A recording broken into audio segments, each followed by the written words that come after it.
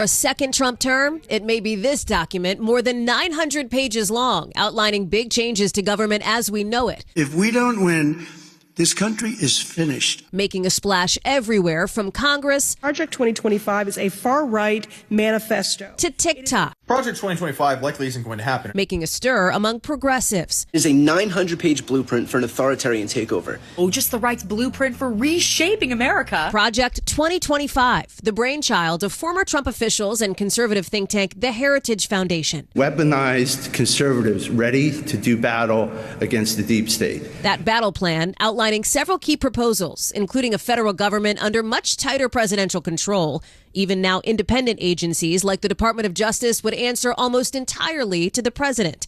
It's a controversial idea known as unitary executive theory that would streamline decision-making and potentially replace many career civil servants with political appointees.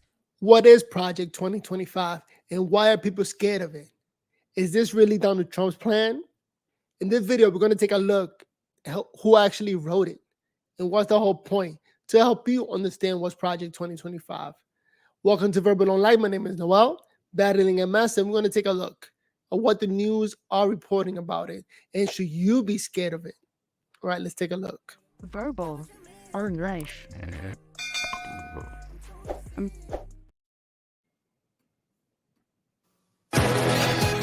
Project 2025, spearheaded by conservative think tank The Heritage Foundation, is a years in the making, 900-plus page presidential transition plan giving Team Trump a detailed blueprint for a potential second term.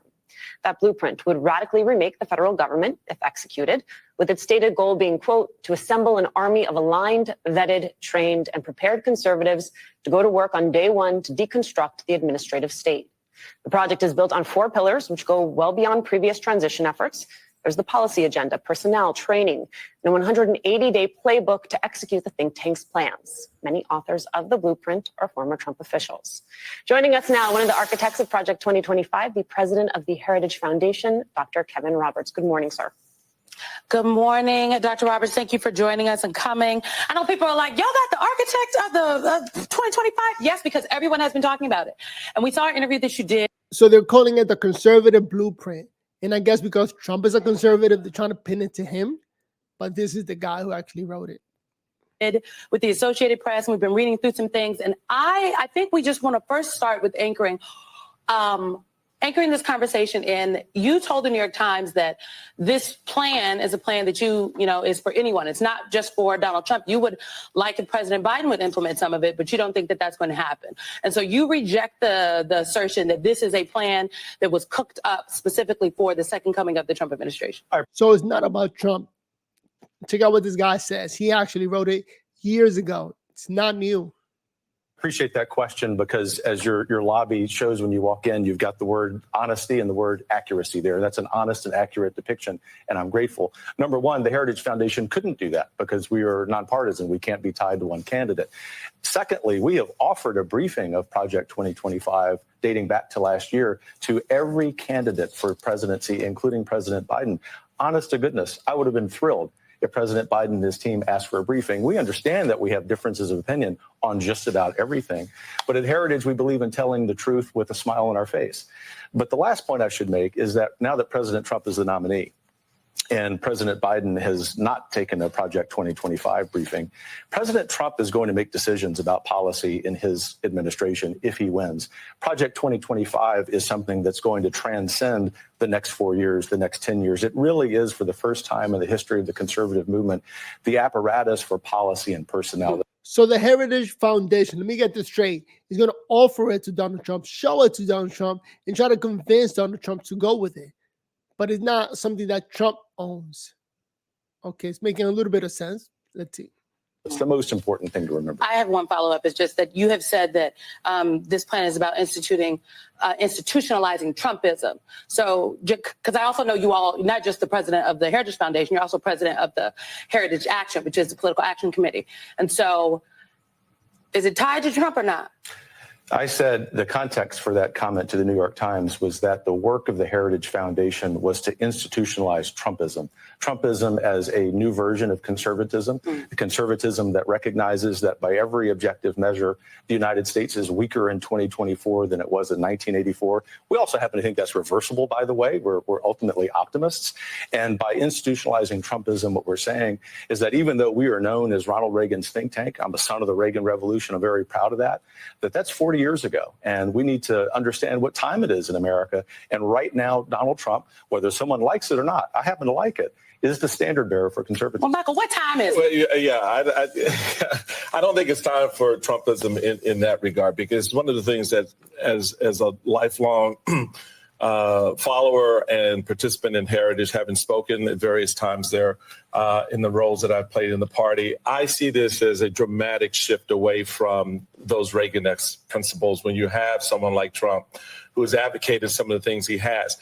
But before we get to that, I want to get to the nub of this, because you can't really do anything until you remove what has been identified as the problem, and that is 50,000 federal employees. Axios quoted note. That's a lot. 50,000 employees.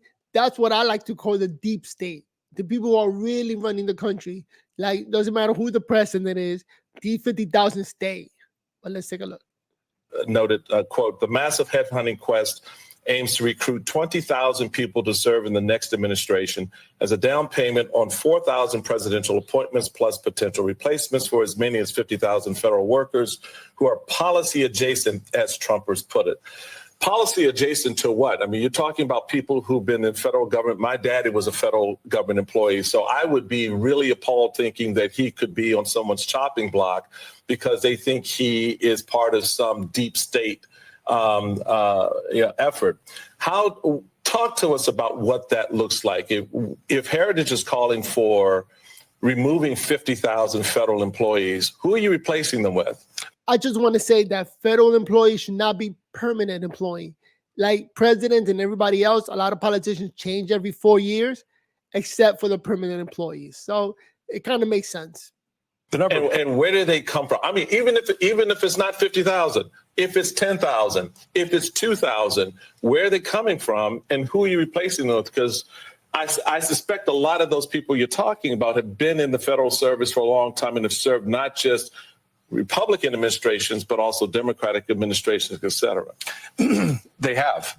And 95% of them who give political contributions give them to the Democratic Party. I reject that again, Michael, that somehow... So you're going to fire someone because they wrote a check to a Democratic candidate? No, we're going to fire someone, and the number needs to be more than 50,000, considering that there are more than 2 million federal employees.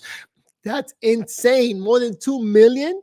And all of them are leaning left? They're all Democrats sending money to the Democratic Party. Come on now.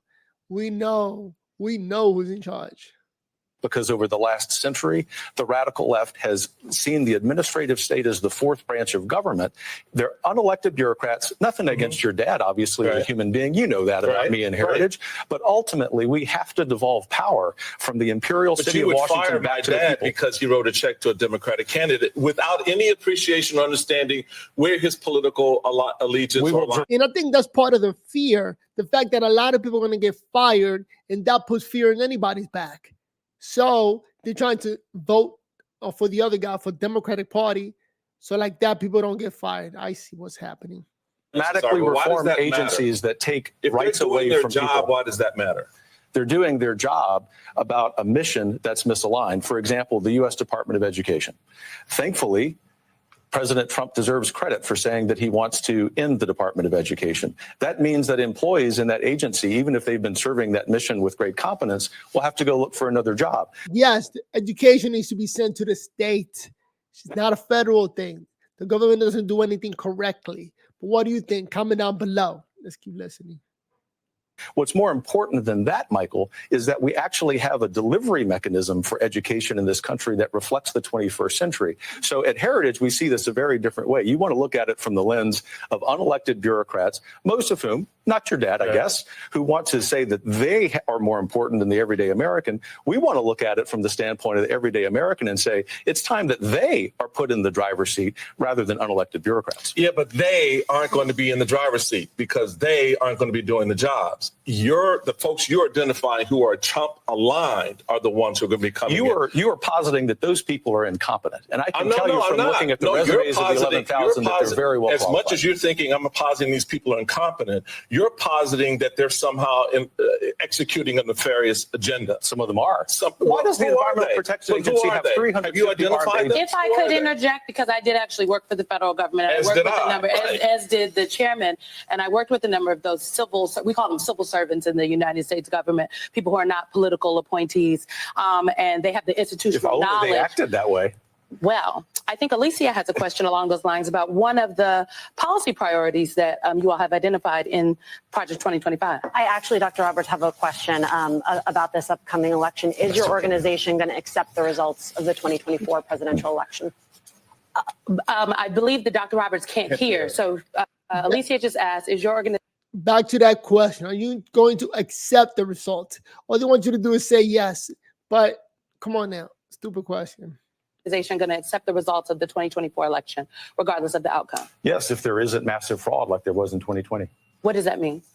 If there isn't massive fraud. Do you believe that there was not massive fraud? There was massive fraud. We have an election fraud database that has documented that over years. By the way, the Heritage Foundation has been concerned about election integrity for decades, not just about 2020. We've been documenting this problem for a very long time. And if one of the I believe, according to the Heritage Foundation, sir, by your count, Heritage Foundation has done an investigation, and according to your count, there have been 1,513 proven instances of voter fraud across the United States since 1982. Yeah, that's probably 1,513. Because they're very hard to document. Yeah. And the Democrat Party is very good at fraud. The key thing here, which I think we would both agree on, is that we aspire at the Heritage Foundation to seeing a poll after this election where every American believes their vote was counted. I care as deeply about someone on the political left with whom I disagree, saying that they have confidence in the outcome of the election. It seems rather than turn this into a partisan conversation, which you do a good job of at MSNBC, we might say we aspire to something more noble, which is that every American believes their vote counts. That makes so much sense. I don't know why they're pushing back. Or you know what? I have an idea as to why they're pushing back. You know, they want their party to win and therefore push back. I mean, that's just my guess. I mean, I don't think it's partisan to ask if you will accept the results of the election. Alicia, I don't know if can you hear Alicia now? Yeah, Alicia, do you have another question? I can hear. I do have another question. I'm specifically interested as it relates, Dr. Roberts, to the deportation of immigrants in this country, just understanding sort of how it is going to work. When we talk about folks on the interior, how you see a future administration utilizing the National Guard, ICE, police forces to deport something like 11 million people. Could you hear her? Yeah. So she is asking about immigration and how you see immigration, how in this plan, how you talk about using like the National Guard to deport individuals. Like what is the, Alicia, and do tell me if I am adequately people on the interior summarizing. Specifically. People on the interior specifically, not people in the border, people within this country. Well, first of all, we need to close the border. And secondly, we need to have the biggest mass deportation system ever in the history of America. Those two things make so much sense, closing the border and deporting or mass deportation. But MSNBC just fights against that. Because it is unjust and illegal and evil that more than 10 million illegal aliens have come to this country. It's imperative that we send those people back, invite them back to come through the legal system. We love immigrants at Heritage, but we also love the rule of law. So how do you plan to carry that out?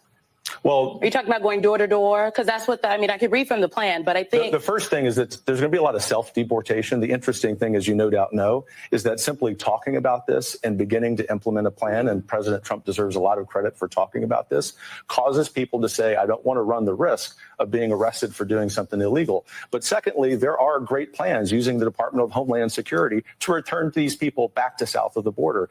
The great thing is, even a majority of people on the political left agree with this because they see the damage that this has done. Well, before we go, I think we want to take a couple more minutes. And so I know we're being told to wrap, but we want to take a few more minutes. I'll stay as long as you want. No. Just ask you real quick. So what do these people do? What are they doing now? Which people? The folks, the 11 million, 20 million, whatever you want to deport. A lot of them are committing crimes like murdering the 12-year-old girl in Houston. In fact, so that's one out of 11 million. What is we can take the remaining time of the segment, and I can give you a lot of examples. In Texas, undocumented immigrants were 37.1% less likely to be convicted of a crime. Undocumented immigrants, and according to a survey.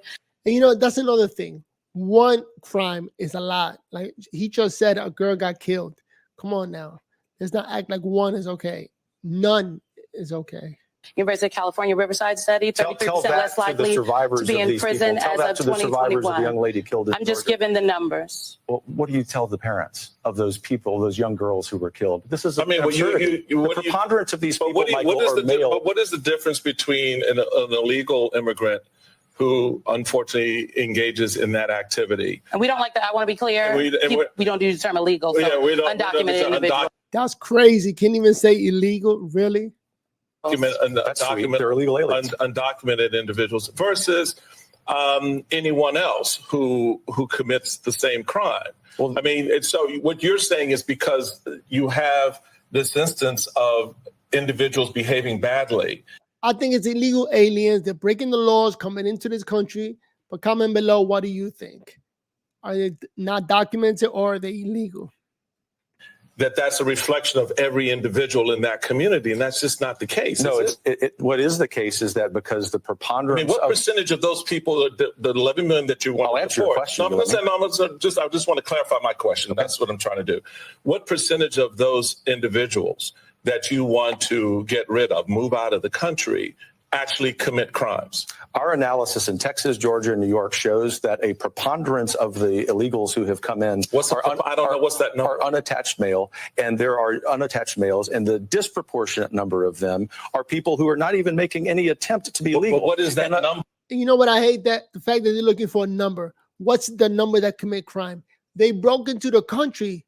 That's the number one crime. Just to get in here, you're breaking the law. But they don't want to hear it. They want to know who broke the law by getting into the country and actually committed another crime on top of that, like hurt somebody, robbed somebody, murdered somebody. That's insane. Obviously, are you talking 10 out of 1,000, or are you talking? I'm just trying to get. Well, I just would say, and if Alicia were sitting here and you could hear her, she would say that you are weaponizing a horrific murder to smear 11 million people. That is a laughable assertion. What Joe Biden is doing is weaponizing the entire government. Before we let you go, Dr. Roberts, I do want to ask you about abortion because it is an issue that is at the top of mind for folks all over this country right now, waiting on a case from the Supreme Court, EMTALA. In Louisiana, in places all over this country, abortion care is unavailable to people that may need it. You and the organization in this plan talks about changing the Department of Health and Human Services to the Department of Life. Do you think that women in America should be able to get an abortion if that is what their doctor says they need? Abortion's not health care. I find it really interesting, if not worse, that you wouldn't support the change of the department name to the Department of Life. I thought we were all in support of life.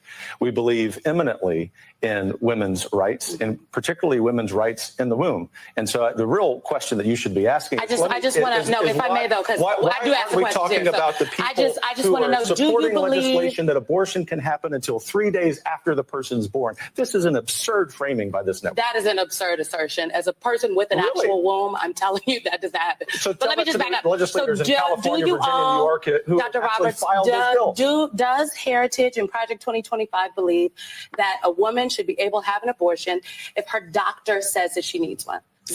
He just said, Abortion 3 days after the child is born. Insane. Yes or no question. Abortion is not healthcare. So Abortion that is is a the no? murder of a human being. All right. Well, I disagree thoroughly I figured with you might. Dr. Kevin Roberts, but I am so glad that you were here, and we are so disappointed you couldn't hear Alicia. So that means you got to come back, Dr. Roberts. You got to come back, okay? Thanks for having me. We'll be right back, folks. So Project 2025, spearheaded by they made sure to touch on 3 things. 3 main things that they touched on. Do you accept the presidential election, or will you accept the presidential election? Migrants coming in, how are you going to deport them? And abortion. Those are the 3 arguments that Democrats have, and they hope to win on those 3 things. That's crazy. But Project 2025, that's the author. I think he did a great job defending himself. It is not a Trump bill.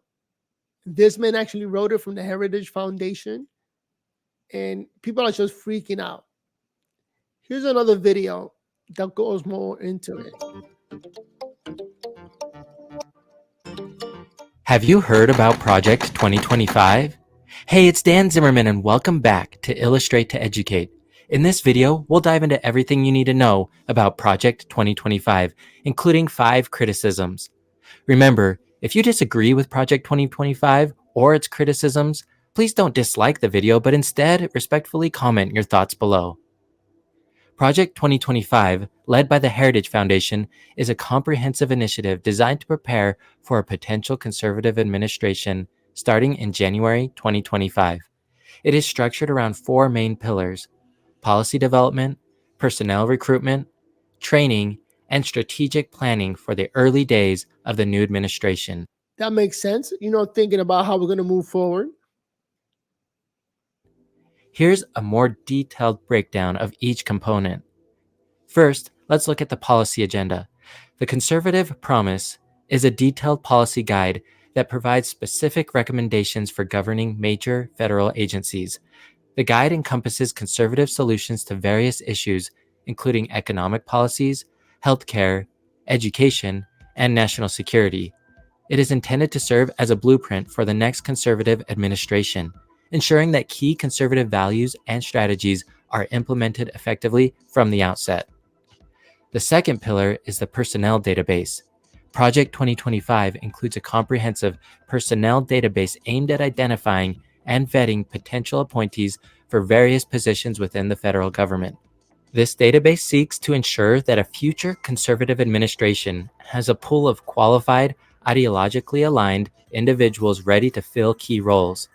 The recruitment efforts span across different sectors and backgrounds, targeting experienced professionals who can execute the administration's agenda efficiently. The third part is the training through the Presidential Administration Academy. To prepare the identified personnel for their roles, Project 2025 has established the Presidential Administration Academy. This academy offers a range of training programs, including workshops, seminars, online courses, and mentorship from former administration officials. The training is designed to equip future administrators with the necessary skills and knowledge to implement conservative Sounds like a lot of work. Whoa.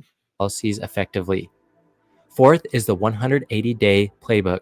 The 180-day playbook is a strategic document outlining the immediate actions to be taken by the new administration within the first 180 days.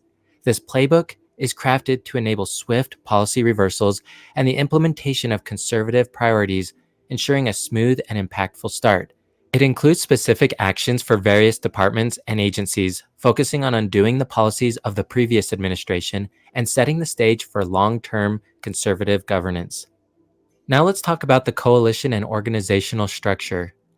Project 2025 is supported by a coalition of over 100 conservative organizations, including think tanks, advocacy groups, and academic institutions.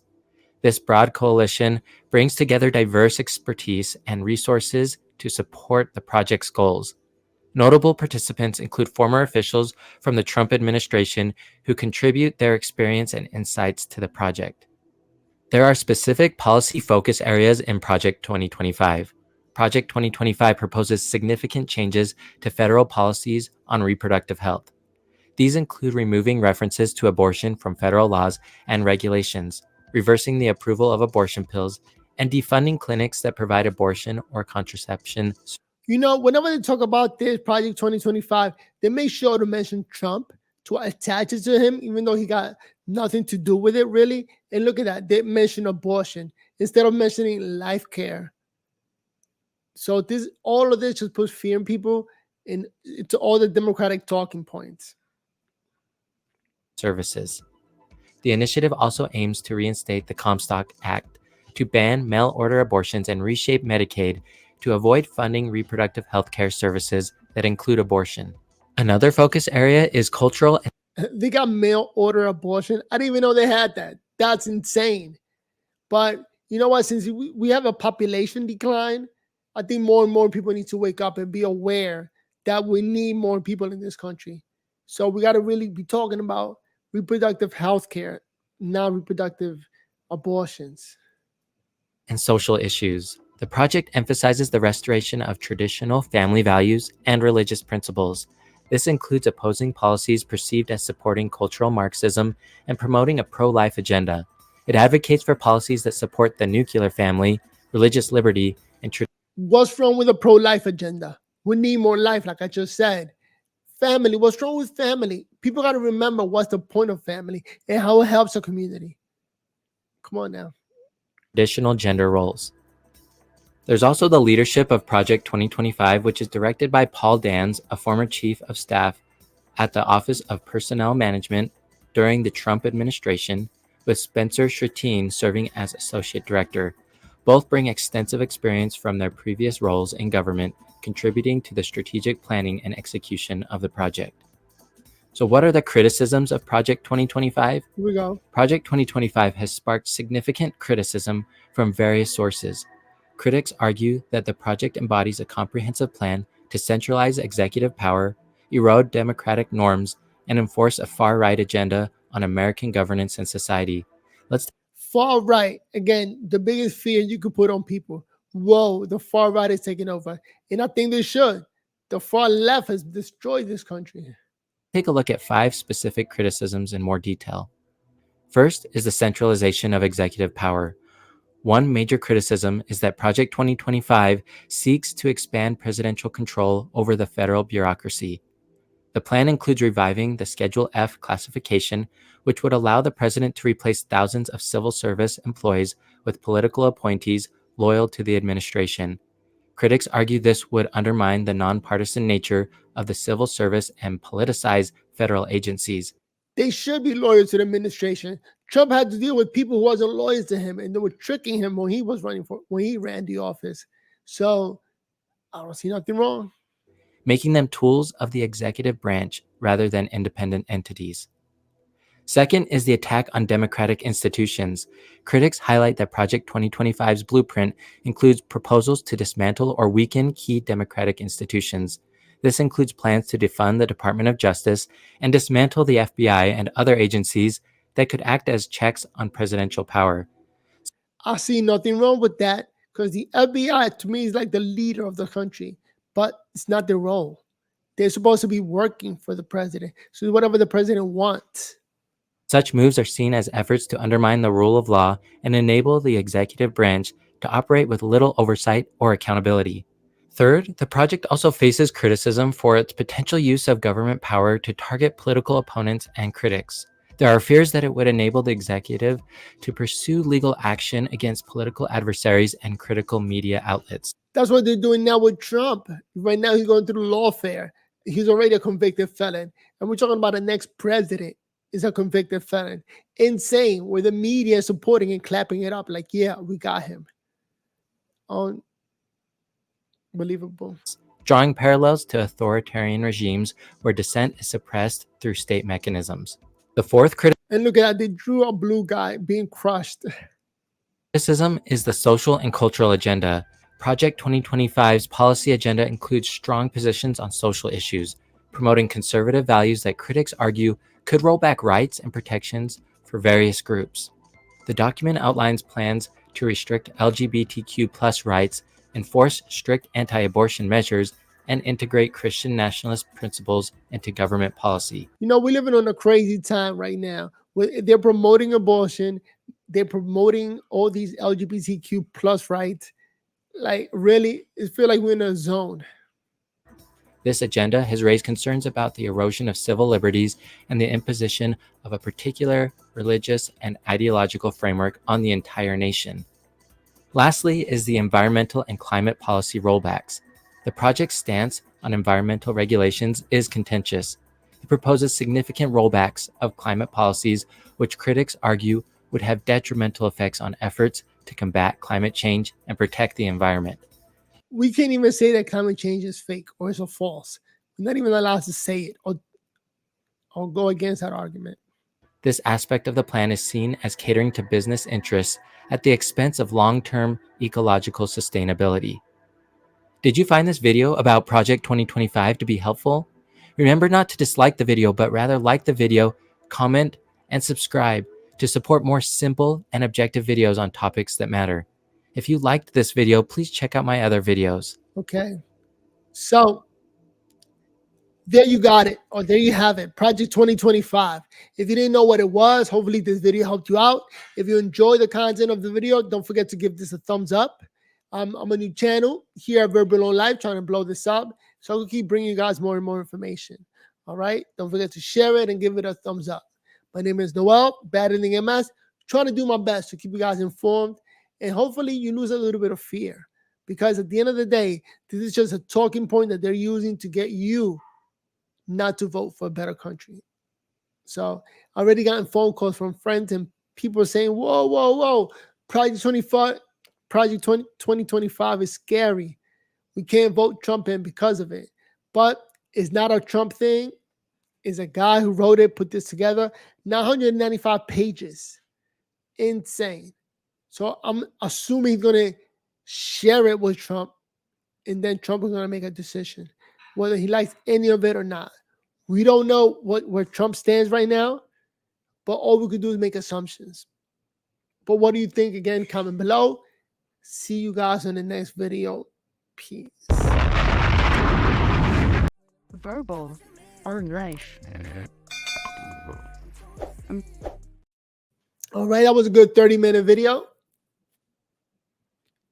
I'm trying to get back in the swing of things. Yesterday was Sunday. I didn't get a chance to do anything. So this is like my company. What about this Project 2025? Will you explain to the people listening what that is? This is the most advanced effort to prepare for an administration that there's been in history. And it started even before Trump had clinched the Republican nomination. So for years now, this project's been underway. So the project you mentioned, Project 2025, part of the Heritage Foundation, like a very well-funded project, and they are pre-vetting thousands of people that could come in to a Trump administration, who could go in as top appointed. And watch what he says, the could. Nothing is 100% certain that it's going to happen. He's just going to volunteer his opinion in this project to Donald Trump. He's top nominees. And you know what? Democrats are scared because it makes sense. And so they're building this massive resume database on this side. And then on the other side, they and others are developing extremely detailed policy for what he did. Because this is what Jim said, the chaos of last time, they recognize that last time they need more discipline. Right. And they knew that, like, they couldn't get Republicans to agree. They couldn't get the administration to agree.